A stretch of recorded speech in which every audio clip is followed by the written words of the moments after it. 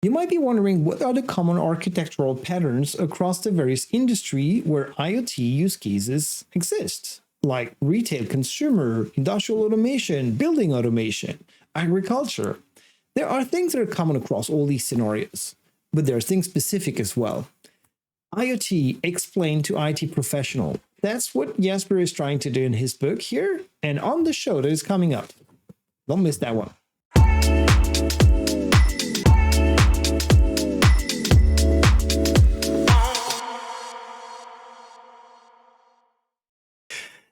Hey everyone, this is the IoT Show. I'm Olivier, your host. Today we have Jasbir with us, and Jasbir has been in the IoT space for some time, and he's here to explain IoT to non-IoT professionals and IT pros. And he actually wrote a book about that. I highly recommend you take a look, even if you are in IoT already, that's a really good book to learn about the basics of IoT and the main principles.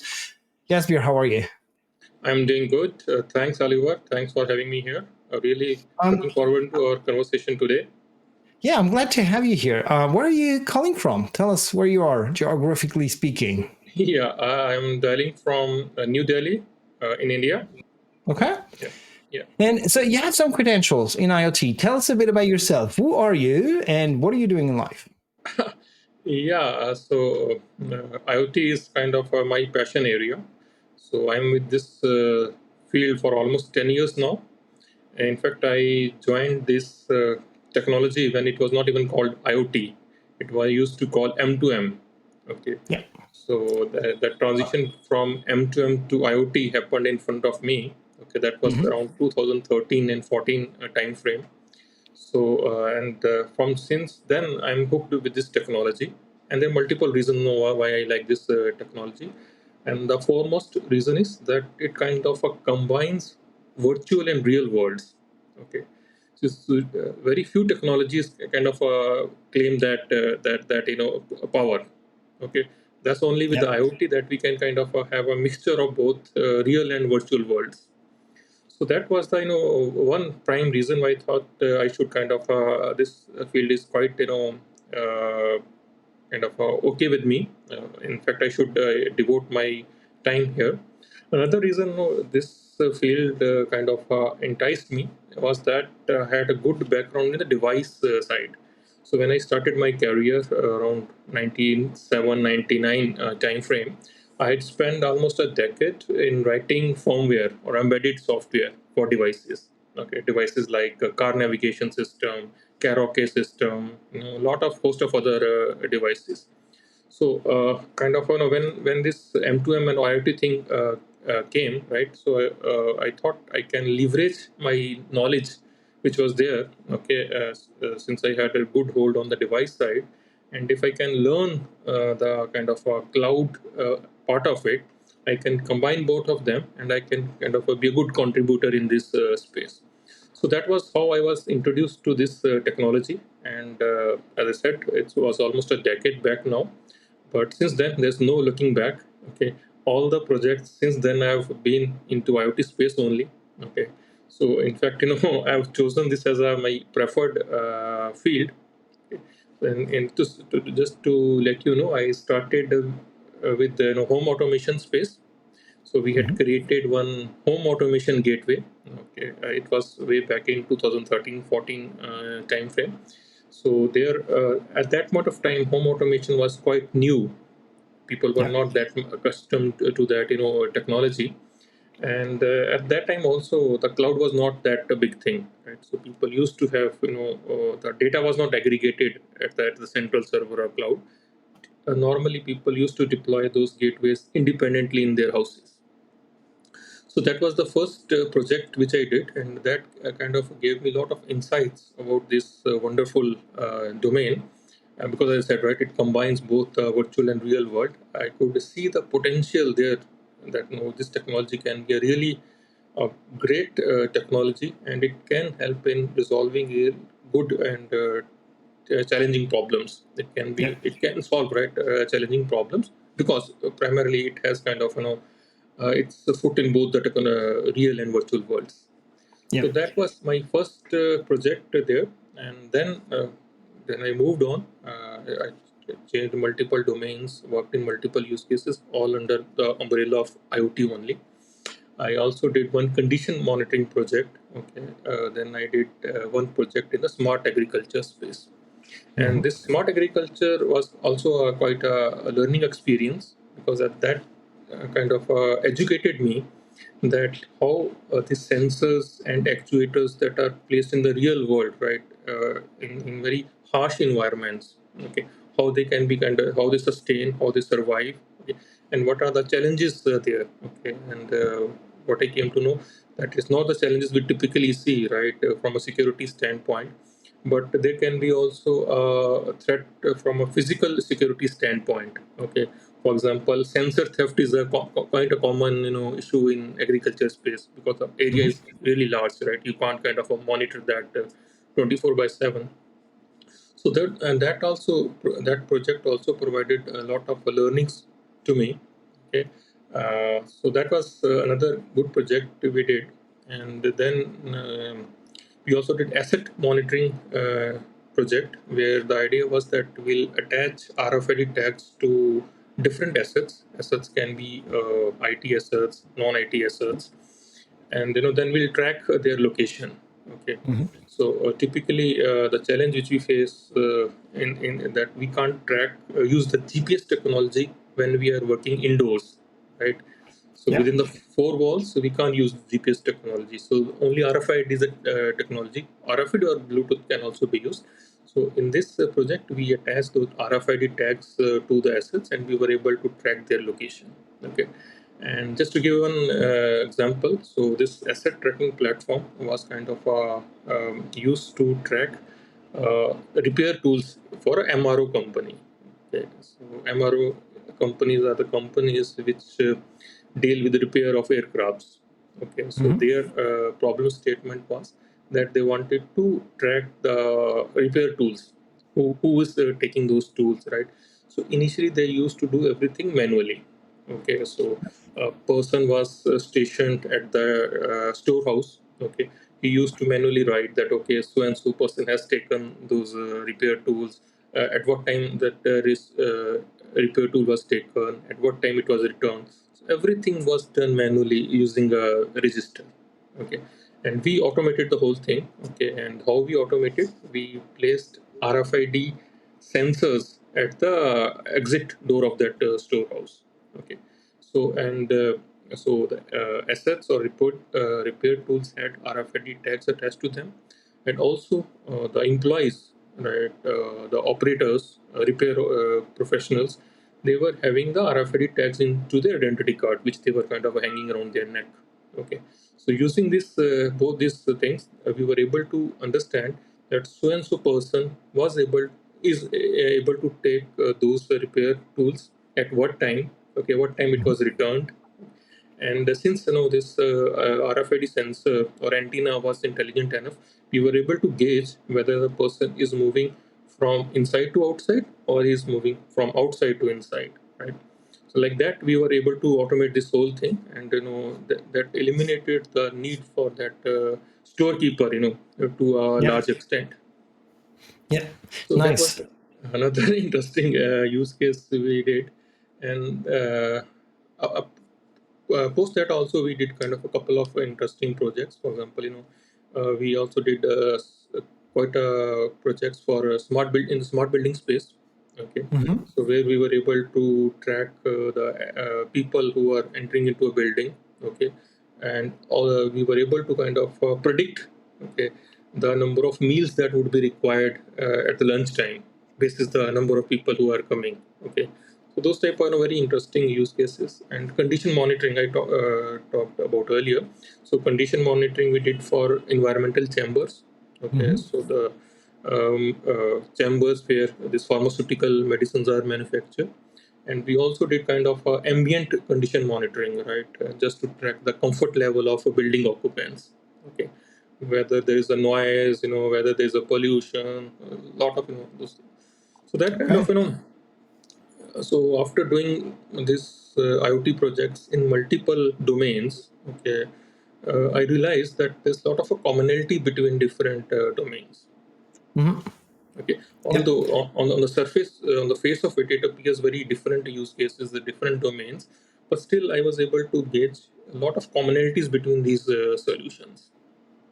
Yeah, So agreed. the, I was about to chime in. So because you just like laid out a huge amount of information here on us, but so you went through many different types of experiences. Like in your book, you're actually using these examples of these projects you work on as examples of typical IoT solutions, right? So in home automation, in building automation, in agriculture.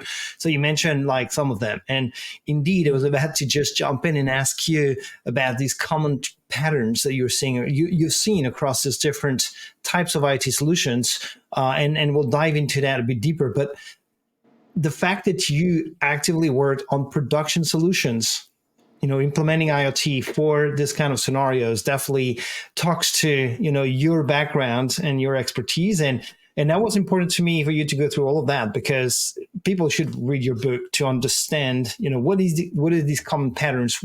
What is it that they need to understand about IoT that is important, that is eventually different from what they've been used to. You talked about this combination of real world and digital virtual world. Like I 20% agree with you. Some people have put some, fancy words in that, like metaverse or, and which is, yes, that's exactly what it is about. And so we'll talk about these patterns in a second. And what I want for you to let us know is in your learnings, what are the things you would recommend people to pay attention to, especially if they get started with IoT? What are these common patterns you see across all these different verticals in the use that are using IoT today? right. You're right, Oliver. When a person is starting into IoT, right, the complexity may overwhelm the person who's just new to the IoT. Okay, Mhm. but my suggestion is, go in a piecemeal manner. Okay, and the reason why this IoT is kind of a complex, or it may appear complex, is that there's diverse technologies that are available, that are there. There's not a single technology that we are talking about. Okay, Mhm. so if you talk about sensors, actuators, it has its kind of own learning curve. Okay, Yeah. then we have a communication technologies also. Okay, and communication technology also in two variants, right? One is a near kind of a gateway communication with the sensors. That's one type of a communication, right? We're not typically BLE, and Wi-Fi type of technology come into play, and there's a kind of a communication that happens from edge to the central server or a cloud. Okay, that's kind of another set of technologies that come into Mhm. play. Okay, 3G, 2G, cellular, and LoRaWAN, so on and so forth. And then there's kind of a cloud technology or a central server also. Okay, and Mhm. another reason why I feel this initially the field may appear complex is that there's kind of a different mindset that is required. Okay, so I'll say essentially broadly, there's three kind of mindset that is required. One is the device mindset, where Mhm. you need to focus on the you need to have a kind of a hang of the embedded field, where everything is very constrained. Okay, memory is constrained, power is constrained, everything is very very, you need to be very mindful of that challenges and constraints. And then there's a communication technology, that's the middle part, right? And if you compare, right, this device to the cloud, right, they are world apart. Okay, why I say world apart? Because in the device side everything is constrained, but in the cloud side everything, there is no constraint as such, right? Yeah. You can consume as much memory, as much compute you require. Okay, so that's kind of main challenge which I faced when I started this journey, and I expect that whoever is new to the field, he or she may also kind of forces these type of challenges. Yeah. And actually just before you get on, so for this notion of, IoT constrained devices, I'm coming from the embedded world. And so I started there. I started learning about an operating system, the interaction with the hardware, the registers, the memory, and Yeah. programming in assembly, programming in like C, and then going up the stack with more advanced languages, getting more resources as well as you were going up the edge, I would say, with bigger machines and so on. But there's something to say about the fact that when you start working in constrained environments, you become better everywhere, because yes, you have quote unquote infinite resources when you develop for the cloud, Yeah. but at the end of the day, these resources have a cost. Correct. And that means that you need to be cautious of what you're doing Right. to reduce the cost, because you want to use less resources, right? And Right. and so once Right. you get conscious of that resource constraint by Yeah. by force, because you have to when you develop for embedded Right. devices in the IoT space, now you start looking at, hey, wait a second. So for my cloud application here, I have like 3 VMs. Maybe I just need two, and I'm using Correct. that much RAM, but maybe I don't need Correct. to. And so Right. you actually become a better developer in the cloud as well, from my perspective, right? I don't know if you share the same perspective on No, that. no, very valid point, Oliver. I fully agree. Right, if you have that mindset and that you want to consume only the resources that are required, okay, and you have the optimization mindset everywhere, that will definitely give you a good standing both on the device side as well as on the cloud side. Okay, because although the resources are unlimited, right, but there's a monetary cost attached there. Correct. Yeah, yeah, So, totally, so if totally. Yeah, yeah. so device side of things is definitely an important one. Other patterns you think are common to all these scenarios you described? We won't go again into agriculture and so on. You're using these examples in your book once again to illustrate what kind of IoT solutions are to be expected out there. And you've been extracting all the information you're sharing today from that experience. But besides, that device side of things, what are the other consideration and patterns that are common across these different verticals and use cases? Correct. There are quite often a few commonalities. For example, I talk about AI ML integration. Okay, that's one Mhm. pattern, and as we all see, there's kind of a huge acceptance or in a huge surge of this technology in the recent past. Okay, and IoT is kind of I'll say married to AI ML technologies, because Mhm. you don't want to take a lot of decisions manually. Okay, and it's not possible always, right? You might not want to kind of always be looking at the dashboard, and controlling it manually. That may be possible for a very small or a trivial use cases, but once you reach a specific threshold, it's almost impossible to make those decisions, and in Mhm. fact make actuate those decisions. So that's where AI ML comes into picture, artificial intelligence and machine learning, where we can kind of delegate those decisions to these technologies. Okay, that's the one pattern I talk about, and so whenever I mention a pattern, I also give a lot of additional details also, that under what circumstances needs to be used, what are the circumstances this pattern need not be used. Yeah. Okay, I gave examples also, right? So the well detailed, a pattern summary is there. That's one example. I also talk about enterprise system integration, right? Because as you mentioned in the beginning, right? So IoT solutions, they don't exist in isolation. Okay, Yep. there's always need to kind of synchronize with additional systems that are there. Okay, those systems can be human resource management system, for example, right? If we want to get that additional information about the employee. Okay, so coming back to that asset tracking example I gave in the beginning, right? So there you need to pull that information, okay, that this person is carrying this RFID tag, okay. Mhm. So is this person supposed to be there in this shift at this time or not, Yep. right? So you will pull that information from human resource management system, for example, just to give an example, right? Like that, lot of additional information you need to extract, right? It can be SAP system, other manufacturing execution systems, and this communication is bi-directional, right? You'll pull some information into the IoT solution, and you might Mhm. also push some information into that solution, right? For Yep. example, right, look, this asset has been kind of not used for last 4 months, for example, right? Maybe there's some issue there, right? So that's another pattern, enterprise system integration, or you can say the integration with additional systems that are there. That's another pattern that I talk in detail in the book.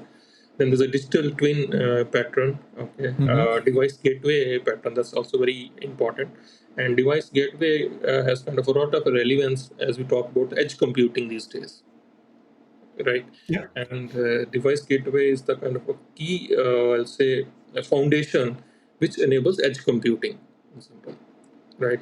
Because not everything needs to be sent to the backend server, right? For multiple reasons. Okay, maybe the use case don't require that, or maybe there's a security concern. Okay, maybe there's a bandwidth concern.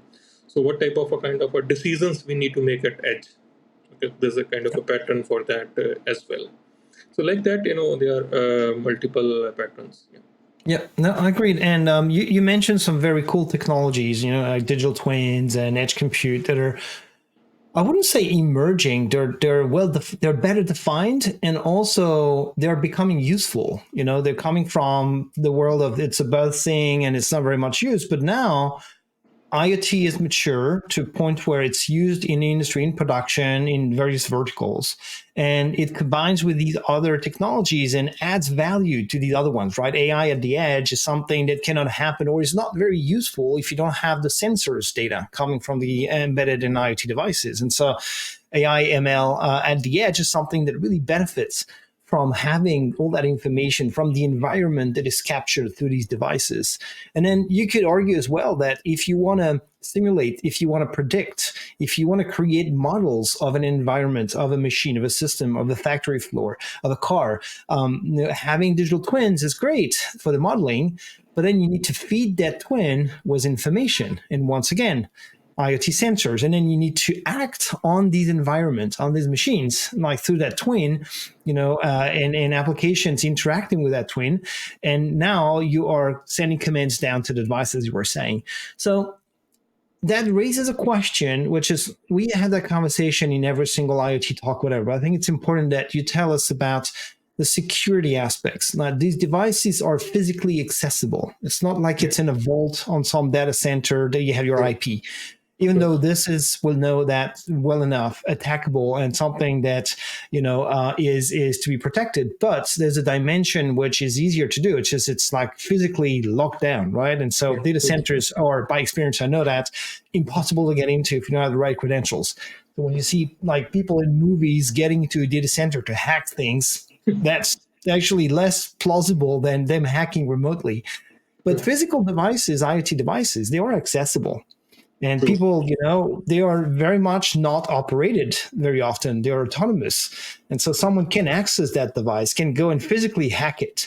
And this device communicates. So that communication can be also hijacked in many ways. So what are the security, considerations that you would recommend people to be aware of and be cautious when implementing IoT solutions out there? Correct. Although in the book there's a complete chapter on this thing, but I'll just touch upon this because security is a very wide topic. Okay. So, from a physical security standpoint, there are two things, right? Typically, which we suggest that there's one thing is that we can make the device as tamper-proof, or we can make it tamper-evident, right? So, tamper-proof is that we kind of focus on the enclosure. Okay, so the person is not able to physically change that, and even if let's say a person is able to physically get hold of that, in case he or she tries to kind of play around with that, right? Try to kind of tamper with that, then there's kind of an indication that the data is kind of erased, for example, right? Is not able to catch hold of the data. So that's from a physical standpoint. Then there's a lot of additional software build capabilities also, right? Penetration testing, vulnerability testing, and it has kind of its own flavor when we come into IoT. Okay, so you might have heard PT and vulnerability assessment in the context of a desktop system also, or desktop applications also, right? But the moment we talk about IoT and devices, because of their constrained nature, there's an entirely different set of consideration that comes into play. And then there's a blockchain also, right? So we can have kind of a blockchain, and the blockchain kind of fits IoT context very well because of its distributed nature. Okay. Yeah. So you need not have all the processing in one device, for example. It can be kind of a distributed across different devices. So from authentication standpoint, blockchain and IoT is a very good combination. So like that, there are a lot of guideline suggestions in the book. Okay. In fact, the central theme, as you might have seen in the book also, right, is that I always talk with respect to the reference architecture, the five-layered architecture, right? A sensing layer at the bottom and the kind of analytics at the top, right? So there, I kind of in the book, I take that as a central theme, and as I move from one chapter to another chapter, I always go back to that reference model. And specifically talking about the security, I gave an example that which security policy or a tool we can apply at each layer of this IoT reference stack. Mhm. Okay. Yep. So similarly for the analytic also, right? So not all analytics make sense at all the layers, right? Which analytics tool make sense at which layer, that is also detailed out. So that's kind of a central theme in the book, that layered IoT reference architecture, and it kind of binds the whole thing together. Yeah. So I want you a last question. I think the book is very interesting for anyone who wants to learn IoT to discover what it is about. I personally, like to share the fact that I was interested in both hardware and software, and that's what led me to, learn IoT. These days, it's even beyond that because it's not just about hardware and software. It's also about all the technologies you just mentioned. And when you do IoT development, you get to touch all of these, right? And you get to learn about AI, you get to learn about digital twins, you get to learn about web technologies, you get to learn about communication, security, and you have to understand all of them. So it's a domain that is by nature complex, but super interesting. And in terms of personal development, and that's my last question to you, you decided to make IoT your career, right? And this is Yeah. very broad because when we say IoT, what are you? An embedded developer? Are you, the cloud part of it? Are you all together? Are you an architect? Are you IoT is an ecosystem where you can basically decide to do it all or to specialize in one of the areas, but you always have to understand all the other bits and pieces. So what is it that you want to say to people watching us today that might not be considering IoT, or well, they're watching the video, they are interested in it, or already in IoT, for them to go explore beyond what they're working on or what they're doing today? What is your word to people, and what is the incentive for them to go read your book? Because I went through it, and yeah, go for it, even if you know IoT. So tell us, Jasbir, what is your recommendation for people watching? How good is it to work in IoT from your perspective? Right. So, Oliver, you rightly mentioned that although there might be slight initial learning curve, but once you cross that, this is a really very useful technology to have in your toolbox, because you can create a lot of very interesting use cases. Okay. In fact, in the book, I also talk about very innovative use case about smart egg boiler, for example, right? So sky is the limit. If you just understand the technology, you can understand, you can kind of develop anything under the sun, right? Yeah. And another theme of the book is the innovation also, right? How IoT can be an innovation enabler. Okay, from that context, a lot of examples are given in the book. So, in my understanding, IoT is a very foundational innovation enabler, because it opens your mind to entirely unexplored areas, Hmm. the areas which you might not even think of earlier, right? Because of you might be kind of focused only on the, let's say, virtual world or the software world. But when you combine, as you said, right, hardware and the software, a lot of potential that comes up, right? So now is the right time to explore that potential. Okay, and this book would be a good guide in my view. And not only IoT, right? As I mentioned, IoT can be combined with other technologies also, right? Blockchain, 3D printing, large language model, Chat GPT, AI, ML, right? You That name would it. Yeah. give you even more broader, perspective, that you can create even more richer use cases and solutions. I love it. Yeah.